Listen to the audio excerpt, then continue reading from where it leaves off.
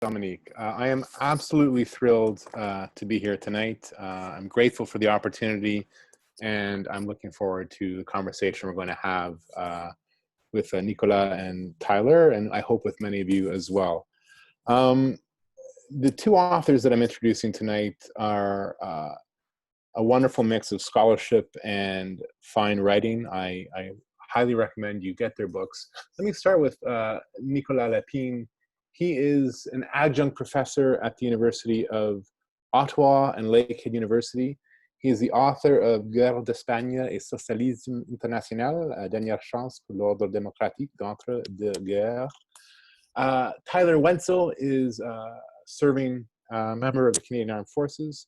He is a doctoral student of law at the University of Toronto, and he is the author of Not for King and Country, Edward Cecil-Smith, the Communist Party of Canada, and the Spanish Civil War. My name is Michael Petru. I am the author of Renegades, Canadians in the Spanish Civil War, and I'm currently working on some of the echoes. I'm researching some of the echoes that the Spanish Civil War has had in the Second World War, looking at some of the Canadian veterans who took part in liaison with the partisans in Yugoslavia.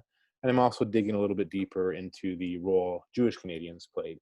So I'm hoping we're going to have a good conversation tonight. We certainly come at the conflict from different perspectives and have different ideas, and I think that'll be a rich discussion to have.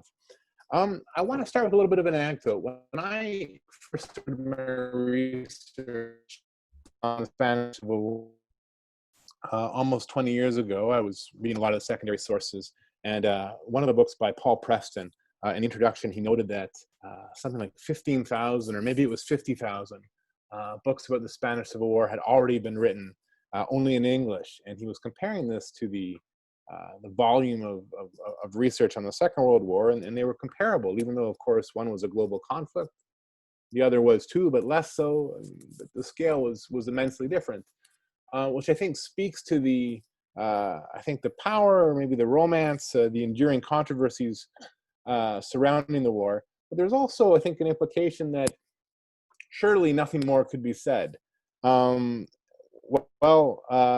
more could be said and has been said. Much of it by Paul Preston himself. There's been wonderful research about the Spanish Civil War on the local level. The opening of the archives of the Communist International has just been an absolute treasure chest for researchers. And tonight, in Nicolas and Tyler, I think we have two examples of historians that have broken new ground with their use of sources, with their perspectives, and with their analysis. I want to start off, so we're gonna have a bit of a conversation, but I'm gonna give both authors a chance to speak a little bit broadly about their work, and I'm gonna begin by asking Nicolas, when we talk about Spain and some of the conflicts in Spain, it's often framed as a conflict between communism and fascism, or maybe democracy and fascism, or those of us that are fans of George Orwell perhaps know a little bit about the Trotskyists or the pseudo-Trotskyists in the war.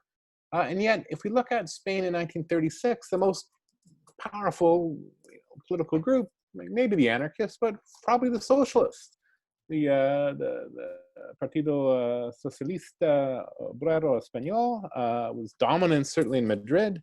And yet the role of the network, the international network that the Spanish socialists were part of, has been, I think, dwarfed or overlooked, as a result of, our framing of looking at some of these other clashes and divisions in the world over Spain and in Spain itself. So I'm wondering if I could ask you just to take us back to the 1930s and tell us, what was the Labor and Socialist International? What was this network, and what did Spain mean to it, and what did they do about it? Yes, we actually don't know really much about this international. We know a lot about the Comintern. We've heard a lot about it, but the Labor and Socialist International is basically one that was on her downfall in the 1930s, and it worked pretty closely with the International of Unions, Trade Unions, the IFTU as we call it, And together they made this solidarity campaign for Spain. But the problem is they were in a legal setting in several countries.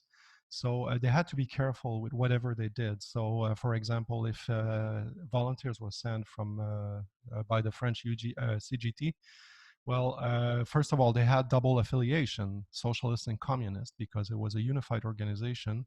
But on the other hand, you have to remember that Léon Blum was heading the government and he was a socialist, so they had to be careful with this aspect. So it wasn't like the communists and the Soviet Union, which was a different country. So it's a very different setting for the socialists. And surprisingly, this hasn't been addressed by the previous scholars, the whole legal context. And moreover, well, there's the fact that non-intervention or the mutualist agreement was passed by socialists. I mean, in France, it was Léon Blum who passed it. And in Belgium, it was the Foreign Affairs Minister, Paul-Henri Spaak, who passed it. So this didn't help at all. But on the other hand, they were committed. They were trying to use it as a smoke cover to send volunteers and armaments in hiding through the networks of the transport federations and the border unions and stuff like that. But it's a bit tough to reconstruct because lots of it is pertains to the confidential area. So you have to use like intelligence sources and stuff like that. But yeah, it's basically the topic was hidden in plain sight. The whole idea of studying the socialists was cast aside because they suffer a poor reputation in the post-Second World War. If you remember, it was the Cold War context. The Cold War context made that everything was resumed to communism or anti-communism. Moreover, well, these socialists sort of collaborated with Western integration in Western Europe, so that didn't help. And moreover, the whole labor field of study was highly polarized. It was highly militant, and usually the loudest voices were usually, I'm going to have problems here, but they were usually communist, Stalinist, Maoist, Trotskyist scholars. So everything, all of this didn't help in highlighting the efforts for the Republic. So there's still lots of work to be done in this matter. And for example, the Spaniards, the Spanish, on the Spanish side of things, well, they just starting to uncover the importance of the involvement of the socialists over there. But the problem is they have to deal with a kind of stigma. And so I'll give you an example. Negrin has been associated, it's been seen as a communist stooge, but more recently, and that's the perspective I have in my book. You should just explain who Negrin was, Nicolas. So Juan Negrin was actually the finance affairs minister in the first cabinet of Largo Caballero in September 1936. And he's pretty much the one who sent all the gold reserves to Moscow. It's probably they wanted to force the USSR's hand into sending weapons, but also making sure it's safe. So, and then afterwards, Negrin became the prime minister in May 1937. So, and the way he did it is by ousting the more left-wing Largo Caballero. So it was the center of the Socialist Party was basically ousting the left wing of the party. And for doing this, well, they joined hands with the communists. So that explains a lot the fact that they were seen as communist stooges. And we're just recently modifying this outlook. Now Negrin and the center wing of the Socialist Party is nowadays seen as more practical. So they knew the weapons were in Moscow. They knew they had to be lenient toward the communists. But I mean, as soon as 1938, the USSR start looking in other direction, they start forgetting about the communists, and that's pretty much it. You know, by the Ebro battle, the communists and the government are pretty much irrelevant. So when you're aware of this, you don't really understand why you come to the conclusion that their importance was sort of inflated. So the way we understood this, me and my former advisor, is by the Cold War outlook, basically, that reduced everything to communism or anti-communism. Wonderful. Thank you very much. There's a number of things I want to come back to and ask you to dig a little bit deeper into. But let me turn to Tyler, because I want to, a common theme in both these books, of course, is the international dimension of the Spanish Civil War. I mean, it was an intimately Spanish conflict. I mean, some dividing families in many cases. But it was also a war that drew in, if not the active participation fighting, although it did that too, certainly the hopes and the angers and the resentments of people all over the world, including Canada. Some 1,600 Canadians volunteered to fight in Spain. A per capita number, which is among the highest, which I think is always is not an obvious reason why. I think it's a fascinating element of the story of Spain. And of these 1,600 Canadians, Tyler, you have focused your research on one by the name of Edward Cecil-Smith. And I should confess a little bit in my own research. He was an absolute enigma to me. So one of the dynamics of the Canadians in Spain is that there were so many of them. A lot of them had military experience.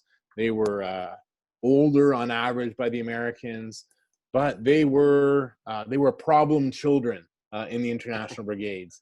They were constantly catching flack from their American commissars and commanders because they were quote unquote politically undisciplined, or they showed anarchist tendencies. I mean, they had anarchist tendencies only to the degree that they were irreverent, and maybe that tradition is held in the Canadian Armed Forces today. I haven't seen that bubble up in Tyler, but maybe it's buried. So they weren't as dogmatic communists as the Americans, and they were constantly being criticized for this. And as a result, most of the Canadians were led by Americans, and this angered the Canadians. And in fact, when you read the letters back to amongst commanders in Spain, there's this real crisis. The Canadians, they're undisciplined, they're politically undeveloped, as I said, and they're also resentful because all their leaders are Americans, except Edward Cecil-Smith. He becomes the leading Canadian commander in Spain, and yet in all my research, I could find out so little about him. Fascinating, and the little hints come through. Nobody wanted to talk to him after the war, talk about him after the war, really. There's a suggestion he shot himself to maybe get out of the lines, although a lot of people certainly deserted. And then Tyler comes along and writes this book that answers the question who Edward Cecil-Smith was. And he's a fascinating character. So, I mean, Tyler, tell us who this guy was and how is it that he ended up threading the needle and being one of the very few Canadians who actually got a leadership position in Spain. Please. Thanks, Michael. So how did I stumble upon Edward Cecil-Smith? Well, I was doing research in law school on the contemporary issue of foreign fighters, and I wanted some historical case studies. So Cecil-Smith was just supposed to be like a paragraph in an article that I was writing. But the more I learned about him, the more interesting I found the guy. So he was very interesting in his own right, and I'll get into that in a moment. But he also provided this extraordinary vehicle through which I could narratively do two things. One was to actually talk about the Mackenzie Papineau Battalion, like the MacPaps Qua Battalion, because the term MacPaps gets thrown around so much, it's simultaneously the term applied to any Canadian volunteer in Spain and also a formed body of soldiers. So most of what's been written has mostly focused on the MacPaps in their capacity as that group of Canadians that went to Spain.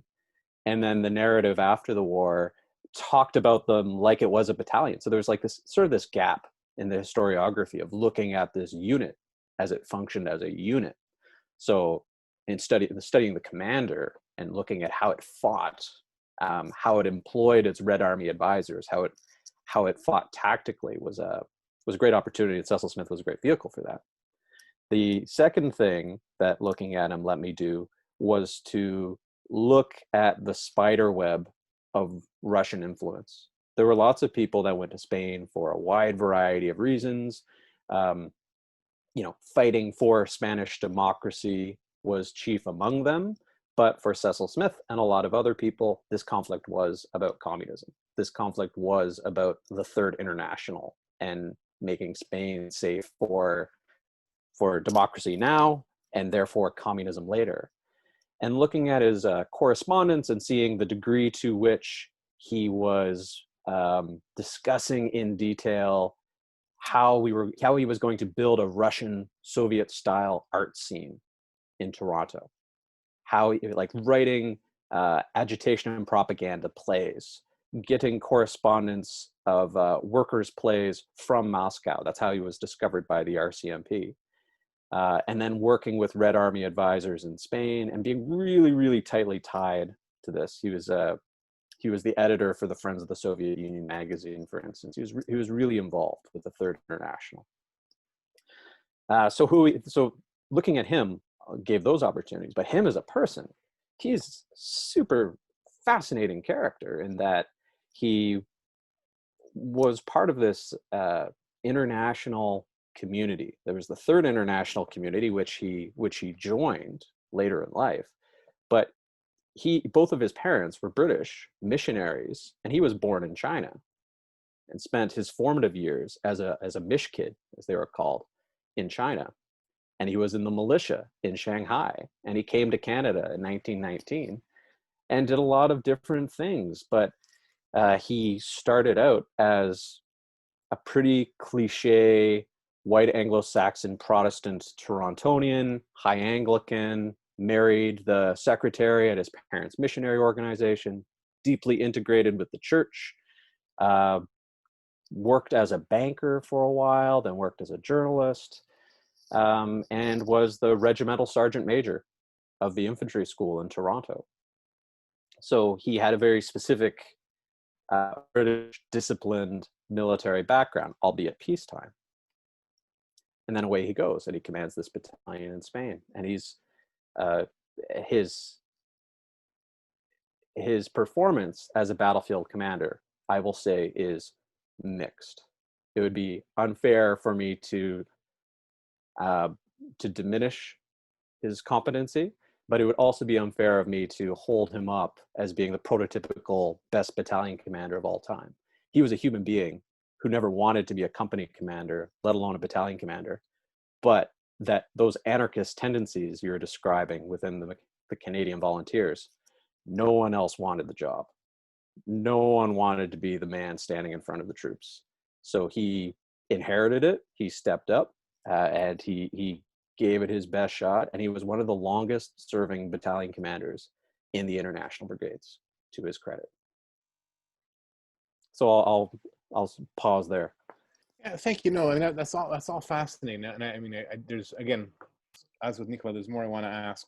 Maybe before, because I want to ask Nicolas about the socialist volunteers, but I want to drill a little bit deeper into the switch. I mean, because in some ways he escaped his background and the trajectory of his life. If you look at this regimental sergeant major, for goodness sakes, and he wasn't the only one, but I mean, there was still a deflection. How did that happen? Do we know? Have you been able to probe into? He had at least two major shifts in his life, because then he also got back into the mainstream middle class mid Second World War. That shift's less interesting, but this shift that we're talking about here, how he went from being this, banker married to the missionary secretary, who's a fascinating woman in her own right, had a very special relationship with Norman Bethune. Mm-hmm. But here he was, this very prototypical middle class WASP type character, and he seems to have started his shift to the left even before the Depression set in. And it's hard to put your finger on exactly when it happened, because he didn't leave any papers. But based on his writings, his public writings, he started his shift to the left in the late 1920s, when he was part of the Ontario Labour Party, or the Labour Party of Ontario. He had sort of social gospel religious beliefs. So he was in that sort of sector already. And he was a court reporter. So he sat in the back of the police courts, the magistrates' courts, and he reported on police activities. And he saw a lot of really terrible injustices by any measure. Like, we're talking about a time period when tear gas was used in a Yiddish theater in Toronto in 1929 for the crime of speaking Yiddish. You couldn't do that according to a police order. So in 1929, that was the first time tear gas was deployed in Canada, and it was thrown into a crowded theater. We're talking about cavalry and motorcycle charges through groups of people celebrating International Workers' Day in Queen's Park. And Cecil-Smith was the journalist who covered all those things.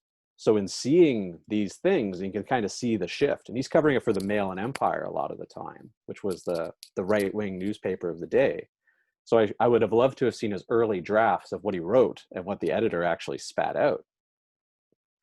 But over time, he shifted and he became very involved in the legal defense organizations for these workers, which was tied in with the Communist Party. And then he got very involved in workers' culture and actually set up the Progressive Arts Club, which Stanley Ryerson, the poet Dorothy Livesey, a lot of those kinds of people were involved with. He wrote a play that was banned by all three levels of government. And with the banning of the Communist Party, he just kept moving further and further into the Communist Party. And before you knew it, that was his whole life. He wasn't doing anything outside of the Communist Party by about 1932. Okay, wonderful. Thank you very much. I think I neglected to mention that Tyler is on the military faculty of the Canadian Forces College as well. Nicolas, I want to ask you, I mean, we've heard about Edward Cecil-Smith, I mean, this Canadian volunteer, communists, as most of them were, but there were socialists who came to Spain as well. I wonder if you can tell us a little bit about who these people were. And also, if I could ask you a methods question, how did you get at their stories? What archival footprints did they leave? What were your methods to uncover that part of this story of the Spanish Civil War?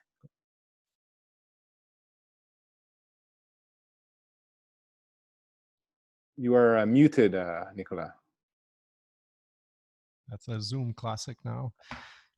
First of all, it's interesting to talk about the volunteers, actually. And in my studies, I work especially on the leaders.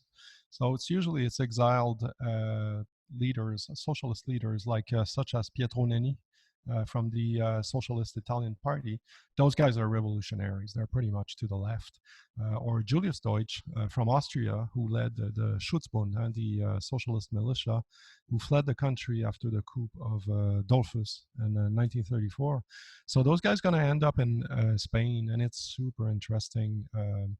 Like, for example, Pietro Nenni, when he gets there in August, he serves as he establishes the intelligence network and the propaganda agency for the socialists. But on the other hand, he creates the Garibaldi battalion or brigade, excuse me for that. But it's a Popular Front brigade of Italians exiled. So in there you have anarchists, you have communists, you have socialists, you have liberals, Republicans, everyone from Italy who's in Spain, athletes who were at the Barcelona Olympiad, Workers' Olympiad. So, and Nenni's going to insist, I have the letters with Friedrich Adler, the Secretary General of the LSI, and he insists that he wants a unit in the international brigades to be socialist, because Nenni is now a commissar of the brigades. He's not afraid of the communists. He doesn't mind. He knows how to contain, to deal with them. But this is going to be refused. So that's pretty much it for the military involvement of the LSI and the IFTU. Officially, there's other reasons too, because the Spanish actually insisted they wanted heavy weaponry. They didn't want more volunteers. So that's another reason. Quickly about Julius Deutsch, he has a whole different story. He's serving as a general in the staff, actually. So he's a staffer, and he's in charge of coastal defense. So I'd love to explore this guy. But all the archives are in German. So, which brings us to methodology. Actually, I had a question for Tyler. I was wondering, what archives did you use? Because Michael just said there wasn't much on Cecil-Smith. So I was just curious to hear what you used. There wasn't much that I knew about that I found. Tyler found fantastic stuff, but Tyler, go ahead if you want to answer Nicolas' question. I was going to ask you soon anyway, so I think the audience would love to hear it. Sure. Yeah. The main, if I was to put them into three buckets, the main new stuff, I guess, one would be missionaries keep awesome records. Missionaries write everything down. So once you can figure out where they are, I actually had to cut a lot of stuff about his childhood in China out because it was so lopsided. But they kept records of every time a missionary or their children got on a boat or train or otherwise. And his parents were pretty prolific authors. They published a lot of stuff. So missionary records were key. Second one was RCMP records. He had a really interesting RCMP file, about 300 pages worth, some of which was so heavily redacted as to be useless. Yeah. Some of which was so heavily redacted as to be useless, but it gave you a good chronology and a good place to look and to cross-reference to the third major source, which was the documents that the communists wrote themselves. I find that communist newspapers, at least in Canada, are widely underused. And if you can cross-reference what's in a communist newspaper with which is in the Russian state archives documents, which were contemporaneous, then this whole other story emerges, because the Communist Party was so eager to show that they were in control, that they were in a leadership position with what was going on in Spain. But it quickly becomes clear they had almost no idea what was going on. For instance, they found out Cecil-Smith was the commander of the battalion after it was announced in the New York Times. It was not a Communist Party newspaper scoop. They found out through like tertiary sources. Tyler, can I interrupt you? Yeah. That wasn't even a PhD, right? That wasn't a PhD. That was before. Yeah, that was just lowly, overly enthusiastic Tyler. With the master, anyhow, or? Yes, I had a master's at that point. Was it is the book coming out from your master? No, unrelated. Just an enthusiastic hobbyist at that point. Thank you. I mean, before we move on about sources, I mean, one of the sources I really enjoyed from your book, Tyler, was about the Progressive Arts Club. Now, am I wrong? I think I've asked you this before, but Michael Ondaatje's in The Skin of the Lion. Is he writing about the same network of leftist playwrights and actors in that book? He brings it to life quite vividly. Is that too romantic to be true, or is that true? No, I think that's right. Okay. I think that's right. It's the right people. It's the right time and place. But it's sort of like Earl Birney's Down the Long Table, where the timeline doesn't quite match, but it's definitely the spirit of this group of people who are really prolific at the time. They pop up everywhere in the Toronto art scene. Nicolas, let me ask you a little bit more about the volunteers, if I might. I mean, in my research, I make the argument that for a lot of the Canadian volunteers, Spain was something of a proxy war for all kinds of things. Injustices in Canada because of the Great Depression. For a lot of them, it was a chance to refight wars from Europe, failed revolutions and uprisings, and this is why you have these clusters. You have a whole lot of Ukrainians and Finns and Irish. I mean, sometimes it's counterintuitive. One volunteer said he went to Spain so he could avenge his sister who was killed by Finnish whites. What was Spain for this network of socialists? Why did it matter to them enough to get involved? Well, it's the same. I mean, your point in your book is going back through their own country, through Madrid, right? Can you hear me? Am I loud enough? Sorry, I heard you. I muted myself. Absolutely, yes. So basically, your point is going back home through Madrid, right? So that was the point of the neo-Canadians who were fighting there. So it's the same thing for Pietro Nenni. So they're hoping to defeat Mussolini. It's the same thing for Julius Deutsch. He hopes to defeat Dollfuss, and well, I mean, it's his replacement, which name I forgot afterwards. So it's pretty much the same thing for all the exile. Jean Delving, the secretary of the Belgian Workers' Party, is actually sends a bunch of Italian volunteers. And well, basically, you cannot fight fascism in Mussolini in northwestern Europe. So by going to Spain, you're really happy that you have a chance to fight him. And actually, Pietro Nenni states that directly in a letter, that he's really eager to go to Spain to fight this fascist regime that prevents him from returning home. And I'm quoting him, actually. So that's pretty much the whole point. And that's totally related to your work, to your book, Renegade, actually. How much of an impact did they have? If we want to kind of take a step back and evaluate, what was their effect? Like, as I told you, Nenni wanted to have special units for socialists. So that's an excellent question. But the impacts of the socialists, actually, I found out were, well, they did wage the biggest humanitarian campaign we've seen so far. And in many ways, it predates the modern day campaigns against apartheid and the boycotts and stuff like that. So that's on the humanitarian side. On the political side, well, that's what I uncover on my book, right? They literally blocked an attempt of a repetition of the Munich Pact, this time in Spain. So that's a thing we don't really know about. And there were a large conference to try to change the public opinion. And they also try to make several resolutions binding, which was a problem within the LSI because it was a democratic organization. So in my book, I try to bring several contributions they made. But on the military front, that's a bit tougher because it was kept secret. So I do have mentions of archives, like of shipments of carbines, light weaponries. But if there's anything regarding heavy weaponry, that would be in the archives. I shouldn't tell you, but International Transport Federation. And today, actually, I was talking with a German specialist, Rainer Tostorff, about those archives, which are in Warwick in England.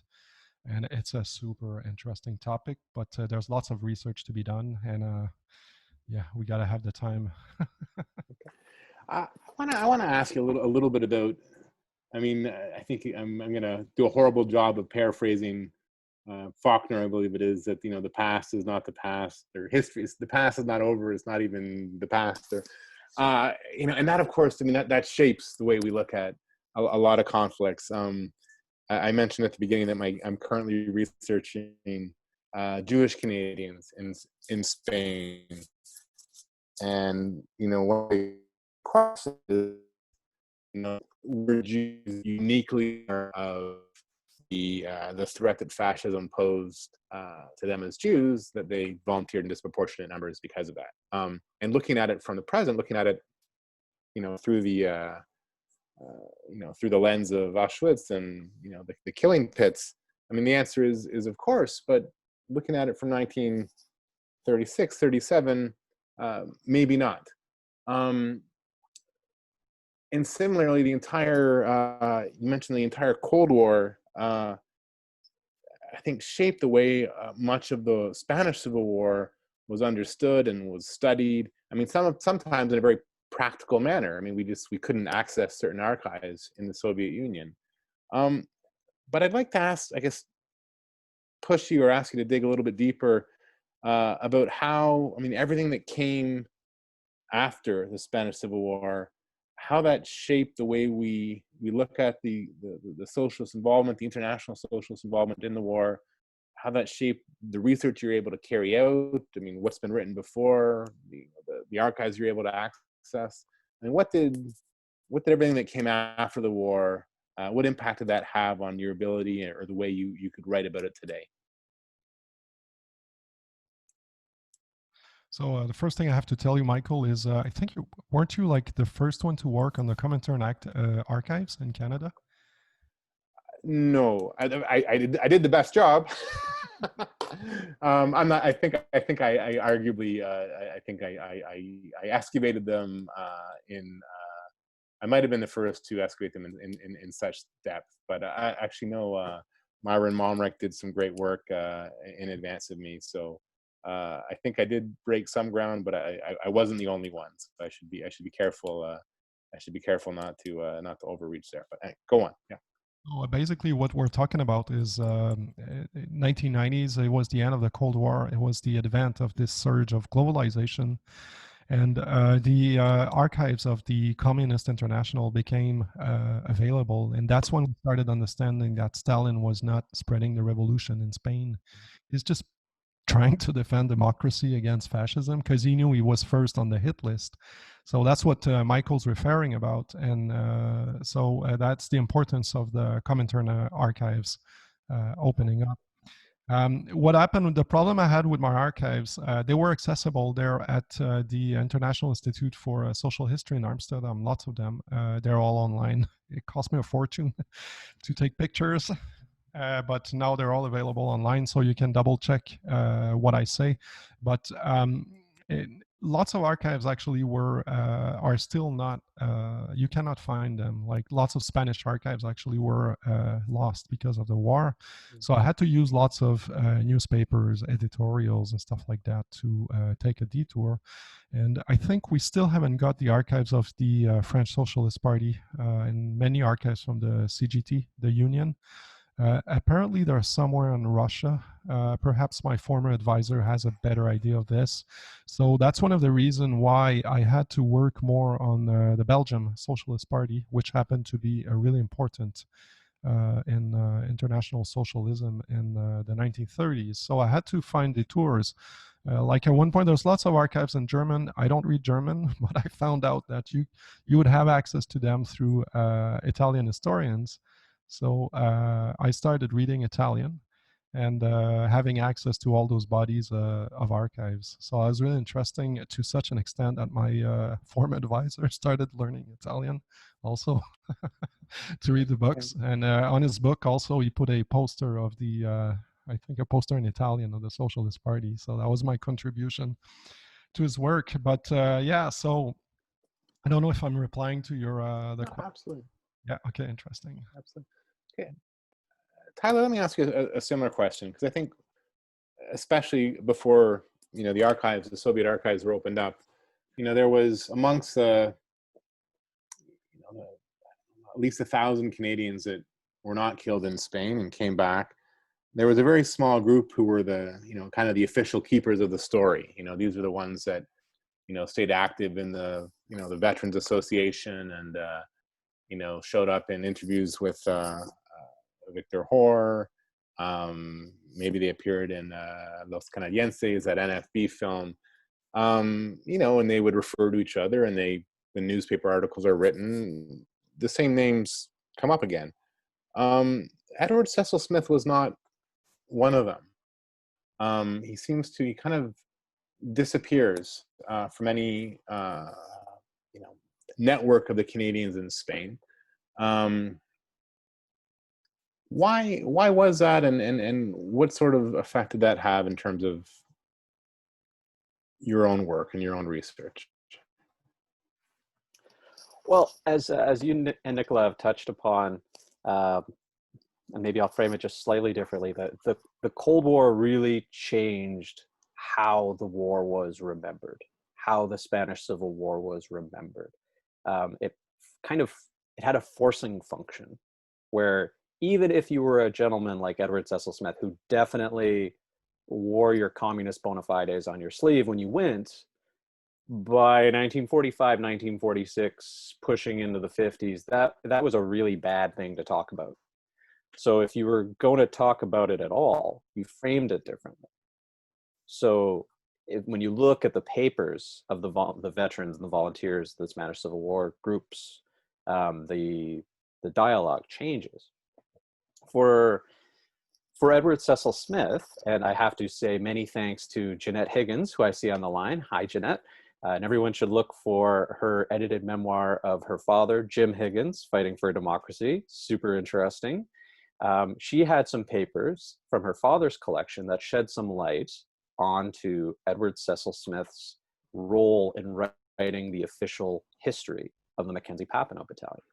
He was involved, so the British battalion has an official history that came out before the Second World War. The Abraham Lincoln Battalion has an official history that came out before the Second World War. And the Canadians, the Mackenzie Papineau Battalion, they had a project ongoing, and they were gathering information, and Cecil-Smith was supposed to be the author. But the Communist Party was interfering with that and wanted more of a hagiography, more of a celebration that sanded off the rough edges than Cecil-Smith was willing to draft. So he didn't finish by the beginning of the Second World War. He held on to the documents, and the Communist Party tried to get them back from his family after he died, but his wife refused to give them to him, and those were the documents that Victor Hoare leaned on so heavily.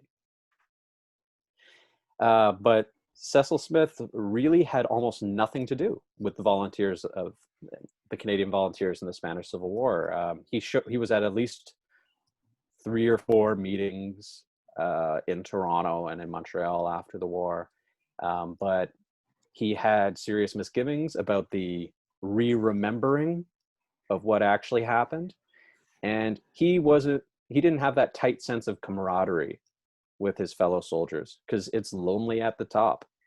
He was respected but not loved. He had few close relationships with what he viewed to be as less than disciplined soldiers, the wobbly anarchist types that were under his command. So he was respected, but not loved. So he didn't have that sense of comradeship, and he just moved on with his life. Fascinating details of his body. When the Second World War begins, and this touches on the whole RCMP and relationship with the volunteers. So Edward Cecil-Smith volunteered. This is before the Soviet Union gets into the war. So the official line of the Soviet Union and international communism is that this is a capitalist war. I'm going to walk closer to my internet just in case I'm fading. But the official line of the Soviet Union is that this is a capitalist war that good communists should not be part of. And then Edward Cecil-Smith, the leading Canadian in Spain, this longtime communist, defies all that and volunteers to lead the Canadians back into battle against Hitler. He joins the army, the Canadian Armed Forces. We read reports of him as being a popular with his men, a good soldier, and then he's run out of the army anyways. Sometimes we hear about the Americans coming down hard on dissidents, and they certainly did, more so than did the Canadians. But Edward Cecil-Smith, he got caught in this, and he was described by his commanders as a model soldier who's done nothing wrong, who has military experience, who the younger soldiers look up to, and then they booted. Why? Yeah, there's lots of really interesting dimensions to that. So first, on the volunteering, I love it. You find these facts sometimes and you just love it because you want to imagine what it would have been like if it had happened. So he didn't just, we forget about the Battle of Poland, largely because of our English-centric view of the Second World War and whatnot, but we forget about the Battle of Poland. Cecil-Smith wanted to lead the Mackenzie Papineau Battalion to Poland. He wanted Canada to arm and equip the Mackenzie Papineau Battalion, put them on ships, and put them in Poland to fight the invading Germans. That was his offer. That's what he wanted to have happen. And wow, there's just a lot of places your imagination can go if you try to play that one through. So the Minister of Defense declined the offer. Yeah. Yep. Sorry about that. Yep. Yeah. And Cecil-Smith, he didn't just volunteer. He didn't just volunteer once. He volunteered like 3 times. because he was almost blind. He had terrible eyesight. He had cataracts. He wore like Coke bottle glasses. So he had to go back and memorize the eye test and go back in and yep, E, F, G, memorize it, passed it. Made a point of not volunteering to be an officer because officers were subject to more political scrutiny. So this guy who was a battalion commander 15 minutes ago joins as a sapper.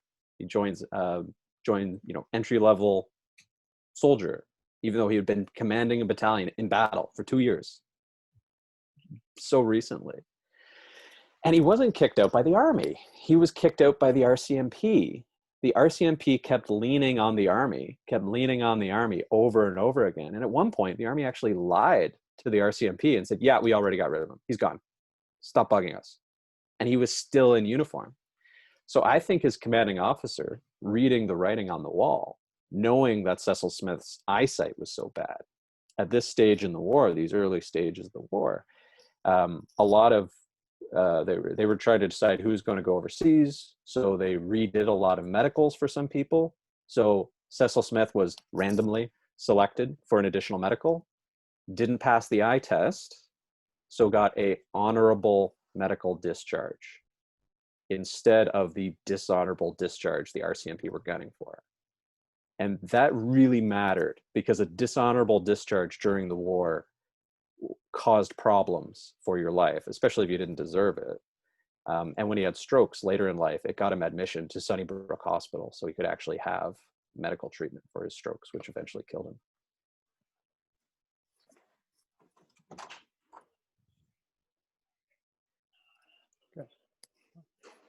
Okay, wonderful. Question to Nicolas. Tyler, please feel free to answer this as well, but I'm going to put it to Nicolas first. It says, can you speak about transnational connections fostered by the Spanish Civil War between other groups than socialists, communists, etc.? For example, psychologists, educators, feminists, social workers, or artists. Anything you can say about that, Nicolas? Yeah, unfortunately, I've worked. Can you hear me? Yeah, okay. Absolutely. Well, I've worked especially on the socialist, but I do have funds of other organizations like the Ralliement Universel pour la Paix. So that would be the Universal Rally for Peace. So it's all bunch of intellectuals. It's a peace movement in France. There's also the Comité de Vigilance des Intellectuels Antifascistes. So that would be the vigilant committee of anti-fascist intellectuals. So that's pretty much what I'm aware of. I know there's the whole involvement of the INGOs, like the Red Cross and stuff like that, but I haven't really worked on this. What I know some networks on the Francoist side. I have a bad memory, so I barely remember the articles, but I know that lots of them actually served on the Francoist side, but it's a whole different experience over there also. You didn't have much margin of maneuver or liberty, but there's also on the Francoist side, there's also volunteers, church, regarding hospitals and stuff like that came through the church. But that's pretty much what I know, because I've been focusing a lot on the socialist involvement. So I still have to do research on this. Okay, thank you very much. Listen, I want to thank, before we move on to the questions from the audience, because we have some great ones, I want to thank Tyler and Nicolas and just take a pause here, but then I want to open things up. I mean, there's a lot more I'd like to ask about, but we have some wonderful questions from the people in the chat group. And I want to start off with a question I'm going to put towards Tyler. This is regarding the neutrality of Canada in the Second World War. But I think it's going to, so Kevin Webb says, why did the Canadian government declare its neutrality on the outbreak of the Spanish Civil War? Well, it wasn't, I mean, I'm going to expand that, I guess, or use that as a segue to talk about non-intervention and Canada's adherence to the non-intervention pact, which non-intervention sounds like it's an absence of something, but it actually had a massive impact on the course of the war. So Tyler, can you maybe explain what Canada's position was on the outbreak of hostilities in Spain, and why, and what that meant for folks that decided to fight in the war anyways? Can you touch on that? Yeah, so Mackenzie King, Prime Minister at the time, was a genius at not getting involved in problems that he didn't think he had to get involved with. So, notwithstanding your point, Michael, about non-intervention actually is very interfering. We never actually declared neutrality. We were just legally neutral. You don't have to declare it under the law of the day. You just are if you do and do not certain things, which we did. However, we were not an active participant in the non-intervention committee. Mackenzie King also avoided making public statements as much as possible. And he only really did what little that he did do when it started to affect domestic politics. Specifically, that was when there was I'll class as a relatively minor uproar in French Canada, where there was a Catholic base of support for Franco. Not so militant that there was a flood of volunteers to fight for Franco, but militant enough that you would throw rocks when a Republican delegation came to Montreal. And that you would be very concerned when young Canadians are going to Spain to fight for a quote unquote communist cause. So there was this domestic pressure which led to Canada drafting its own Foreign Enlistment Act. And this Foreign Enlistment Act, the process started in February 1937, but it wasn't implemented by order in council until the following summer, at which point almost all of the Canadian volunteers who were going to go already went. So it may have spurred some of them to go quicker, but it really didn't have an effect beyond making the Communist Party, who was running the recruiting process, to push it underground. But they were going to do it, they did it underground when it was still legal. The Communist Party had been illegal until the summer of 1936 anyway, so they were perfectly comfortable doing their business in the shadows. So they just used those exact same networks for the recruiting apparatus, and it worked just fine. Following on to the do as little as possible, Canada was basically the only country that didn't contribute any money for the Canadian volunteers to come back. There was a League of Nations push and a non-intervention committee push when the international brigades were stood down in 1938 for countries to participate in the repatriation process, seeing it as a de-escalation of the conflict. We of course know it didn't work out that way. But the Canadian soldiers were the last national group, like the last formed body to come home. They didn't get home until February 1939. Almost everyone else from anywhere in the world had already gone home. And the Canadian government did not contribute a penny to that repatriation effort, although they did get them special in lieu of passport documents so they could actually get home. But otherwise it was a private endeavor to bring them home. Well, tell us about that private endeavor if you can. I mean, we have a question about the wealthy and perhaps surprising Canadians that contributed to the repatriation efforts. Tell us about that. So the gentleman Tim Buck, the secretary, the chairman of the Communist Party of Canada, confessed later on that they had no plan for bringing the Canadians home. There was no plan. They really thought they were going to win the war, and then the Spanish Republic would pay to send everyone home. So, we'll fundraise to send you over, we'll fundraise to send you chocolate bars and boots, but the Spanish government will pay to bring you back. By December 1938, that was looking less and less likely. The Canadians were still in camps in Catalonia. The Spanish Republic was not doing so well. The war was not looking like that was going to conclude in their favor. So A.A. MacLeod, the leader of, it was the Canadian League for Peace and Democracy at that point. It just changed its name from the League Against War and Fascism. He got a special passport. He got special permission to get a passport, and he went to the UK with a special passport that would allow him to enter into Spain, went with a briefcase of money, did some fundraising in the UK, made contact with the Canadian Pacific Railway and arranged for all the ships and the special in lieu of passport identity cards so that the troops could pass through France. And in terms of there being two people, that's not quite right. There was a lot of there was a lot of donated money from a number of different sources. I think that what the person asking is pushing towards is the story that R.B. Bennett, former Prime Minister R.B. Bennett, who is living in the UK, had contributed money to repatriate the Mackenzie Papineau Battalion. And I'm sorry to say that based on everything I've been able to determine, including the records of the League for Peace and Democracy, that doesn't appear to be the case.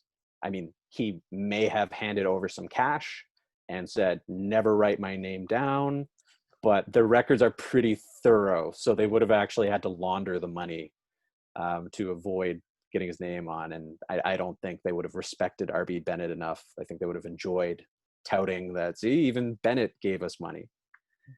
So I don't think that one holds weight, but I'd love to be proven wrong. Okay, thank you. I want to ask a question. I'm going to kind of expand this one as well, and I'm going to put to Nicolas first. Kevin Webb asks, and again, I should say, let's listen to everyone that's watching. I mean, please do feel free to throw whatever you want at our two presenters tonight or at me. They'll be happy to take them on. So Kevin asked, he says, please comment on the near 8 decades since the Spanish government fell to Franco. The federal government has done little to recognize the Canadian contribution of the Canadian soldiers who are part of the international brigades. And he links to a news story. I think that's interesting, but again, I want to expand it and look at how the war has been remembered and fought over elsewhere outside of Canada, and maybe particularly in Spain itself. Nicolas, what sort of legacy or echoes does the Spanish Civil War have in some of these European countries that that were involved, or whose socialists were involved? And if you can you talk about the legacy or the echoes that it has in Spain itself, please? Well, the first thing is the repatriation of the volunteers. That's pretty much the same thing that was happening in Europe. It was a huge contentious inside the organization. There was lots of debates on this. I didn't work on the topic, but I know there were lots of debates on what to do with the veterans of Spain. The other thing is, the question of Spain is pretty much like in Canada. Like usually, the whole idea of internationalism and committing yourself to the anti-fascist struggle in Spain it's pretty much similar in the rest of Europe. But in Spain, it's a whole different story because, well, they went through a dictatorship.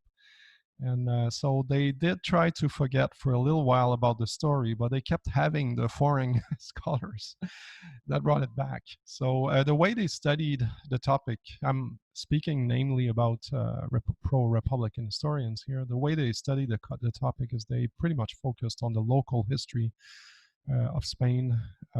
This had something to do on the one hand with the desire to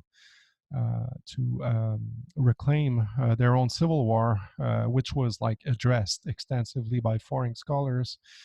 But on the other hand, they I don't know why, like they just focused on the national sphere and at the expense of the international context or the transnational context. So one of the specialists who evaluated my book, Santo Julia, he did an amazing job on the Spanish Socialist Party, but he never addresses the transnational context with the LSI, the IFTU. So that's why I was actually interested in reading my stuff. But it's whenever you work with post-dictatorial society, you always have the problem. It's like, why are you, like, this is not your civil war, so what are you doing? Topic. I had the same problem in Argentina and Chile.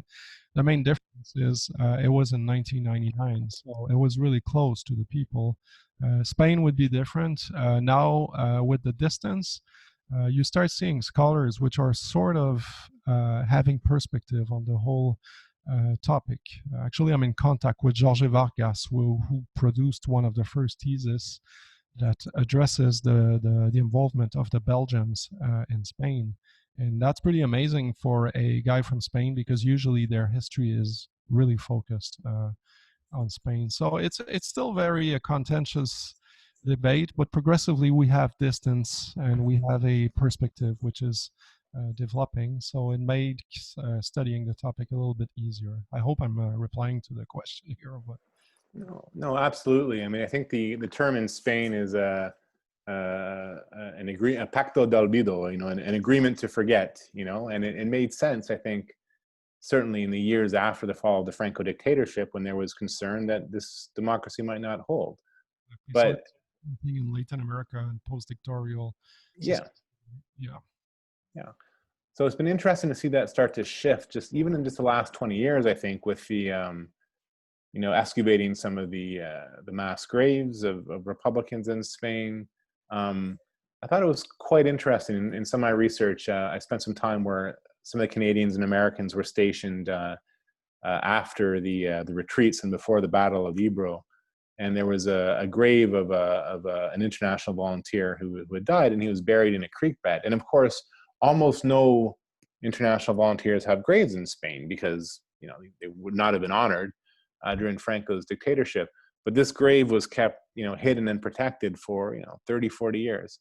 So it's interesting to see. And now, of course, there's a debate about what to do with Franco's Valley of the Fallen. He has this enormous monument to fascism and to nationalist war dead, and so how it's similar to our own question in Canada, I suppose. Regarding statues, there's this active debate. For decades, it was thought better just to agree to forget. So no truth and reconciliation, no no inquiry into what happened. And that's changing. And how that goes even in Canada. It was always interesting being a journalist here, depending on what government was in Spain. Sometimes I'd get phone calls from the ambassador, and he'd invite me over to the embassy, and he'd talk about wanting to add a little bit to the monument down by the Ottawa River, or there actually was a successful and quite touching moment where they conferred Spanish citizenship to the last remaining Canadian International Brigadier. But then the government would change, and all those homage efforts disappeared. So again, the echoes are fascinating. In terms of that, I mean, I want to, in terms of celebration, remembering, there's a great question here from Isabel. Let me put this to both of you. She says, Isabel Campbell, I should say, excuse me. Is part of the issue about this war that these veterans lost, especially compared to other veterans who are celebrated as winners? And then let's add from Karina Mickelson here. She says, Isabel's question is really interesting. Do you find yourself struggling with the loss of the war when you're searching and struggling? Is there an emotional component to this work for either of you? Go ahead, Nicolas and Tyler, either one of you hop in there. I'll go first. You're muted. So I think that it's a really interesting question. I think that I've often phrased it as, it's as if the Second World War was such a dramatic trauma. It was like an Etch-a-Sketch got shook real hard, and at the end of it, we emerged with this pretty simple narrative that connected the dots between the First World War and the Second World War. And stories like the stories that Nicolas and myself and you, Michael, are interested in telling, a lot of that stuff, a lot of that nuance got removed, right? Like by the, I don't know when it happened, when the collective moment was, but when in the late 1940s, it's as if we, especially in North America, just sort of sat down and said, okay, everyone agreed, communism bad, anarchism bad, fascism bad. Everyone agree with that? We never considered any of them. Roger out. Well, that's not actually what happened. So the Spanish Civil War, in losing, complicates all of those narratives. You can't understand the Spanish Civil War and cling to a very clean, simple Second World War narrative, Cold War narrative. It falls apart. So I think yeah, Tyler, actually in the archives for the left-wingers, the Marxists usually, it would be seen as a war to stop the spreading of revolution, basically. That would be their outlook, right? Yeah. So it gets, so I'm working on another project right now about William Crame, who's who's one of the characters to whom Michael has written a chapter in his book Renegades, and he was on the extreme left. He was with the Trotskyists, and they were trying to push for that revolution. So the more you look, the more nuance there is. So in losing, it complicates the whole story. So it's just easier to kind of forget about it. It doesn't fit. Now, if they had won, would we have collectively said, yes, we will consider these people to be veterans? Well, you still got the, state's legitimate monopoly on violence, sovereignty thing to deal with, but it would be a simpler story. It would be a more consumable story. You're studying the whole legal aspect now, right, of this, which is Yeah. really, that's your PhD, right? So my PhD is in domestic use of military forces. So it touches on this a little bit, but my PhD is more concerned with like FLQ crisis, Oka crisis, strike breaking in the interwar years, that kind of thing. Okay. Yeah, ask a question that Dominique is relaying here. She says, John Foster, who is with us tonight, studied in the echoes of the Civil War divisions between and within parties in Latin America. From your points of view, do you see this happening as sequels of what you have studied?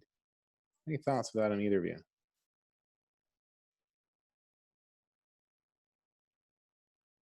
Actually, I would leave Tyler answer again, or maybe you, Michael. Well, I mean, I can talk a little bit about my own research, which is I'm stretching the definition here a little bit. So what I'm researching now, I mean, there's the Jewish Canadians in Spain, and then there's also this fascinating sequel to the Canadians in the Spanish Civil War, which is about during the Second World War, the British Special Operations Executive, they wanted to recruit people to parachute into Yugoslavia and liaise with partisans there. And it's fascinating because there was two rival partisan groups. There was, the Tito, which was mostly communist, and then there's Mihalovic, royalists. And the British couldn't they didn't know what was going on. It's a mountainous, massive country, but one of the few areas where there was actually real resistance happening. They didn't know what was going on the ground. And so for a while, they supported both rival resistance groups, but they weren't sure. So they dropped in all these people to figure out what was happening. And they thought it would be a good idea to recruit veterans of the Spanish Civil War to drop into Yugoslavia. Now, veterans of the Spanish Civil War who are hardcore communists might have certain ideas about which, group they should end up supporting. So that might have not been the most strategically astute ploy. But to get to Dominique's question, what I found fascinating in terms of echoes is the British spies, they worked through the Communist Party of Canada, which is fascinating in itself. They worked through these networks of people that were, they had precarious immigration status. Many of them were being harassed by the RCMP and by Toronto police. So when these guys are talking about whether to cooperate with the British or not, or what's at stake in Yugoslavia, they frame it through Spain. They say, this is an opportunity for us to continue our fight in Spain. When the British wanted to win the trust of, one potential volunteer, they got one of his comrades from Spain or from the Spanish fight to write an introductory letter. One volunteer, a Hungarian who was undercover in Hungary, was told that, he will have someone from Spain will come and see him. So at least for these men, the war continues, these echoes continue. It's framed, I mean, I talked about how, and you framed it beautifully, how a lot of the volunteers wanted to get at their home countries through Madrid. Well, after the war, it's almost as if they wanted to get back to Madrid through other fights. I mean, of course, they had their home, and their ancestral ties to Yugoslavia in this case. But there's one little detail. There's a Canadian veteran, Paddy Stevens. I mean, that's his. I'm anglicizing his name, Stepanian. He was Armenian. Had a long and fulfilled life. I mean, I think he might have even survived the genocide against the Armenians, and he lived 7-8 decades. And the epitaph that he has on his grave is a poem from Lorca. He says, although I know so well the road, I will never get to Cordoba. So in his entire 80 years, he spent a year in Spain, and what he wants on his grave is trying to get back to Spain. And I think for a lot of people, we see that. We see the, if you look at the Free French that liberated Paris, or were the first into Paris in 1944, look really closely at who these Free French fighters were, and look what's written on the side of their American half-tracks. It's the names of Spanish towns, because they were Spaniards. They were Republicans that escaped Franco, joined the Maquis, joined the Free French, and they're trying to get back to Madrid or Guadalajara through Paris. So again, it becomes much more than a Spanish conflict. It becomes a proxy for other fights when the war was going on, and then it's a way to refight or relive or force a different outcome through other fights. They thought Franco would be next, right? That he would fall along Hitler and Mussolini. So they were getting ready to invade Spain afterwards. And they actually, during the Second World War, they tried to invade Spain in the Val d'Aran, but it was canceled at the last minute.